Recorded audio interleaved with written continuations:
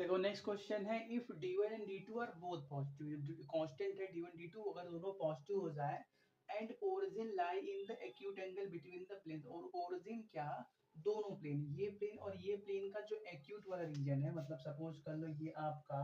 Plane P1 है, a1x plus b1y plus c1z plus d1 equal to 0, और ये plane P2 है जो ये वाला है, तो ये वाला जो रीजन है 90 से कम बनाया गया है, ये क्या है, इन दोनों का एक्यूट एंगल रीजन है, और ये वाला क्या है, ऑप्टिक्यूज एंगल रीजन है। ठीक है, तो देखो ये पूछ रहा है कि अगर आपका d1 d2 दोनों पॉजिटिव हो जाए और ओरिजिन इस रीजन में लाई करे, ओरिजिन आपका इस रीजन में लाई करे, तो उस केस में आपका जो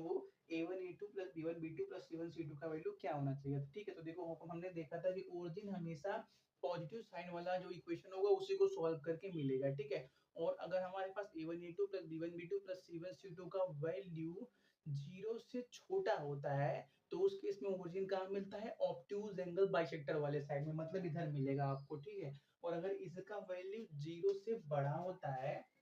मतलब क्या, पॉजिटिव जब होता है, उस केस में आपका जो ओरिजिन होता है वो कहाँ मिलता है, एक्यूट एंगल बाइसेक्टर के आसपास मिलता है। ठीक है, मतलब क्या, ये जो a1 a2 plus b1 b2 plus c1 c2 का वैल्यू कैसा होना चाहिए, पॉजिटिव होना चाहिए, जस्ट सिंपली बोल दो 0 से तो बड़ा ही होना चाहिए। ठीक है,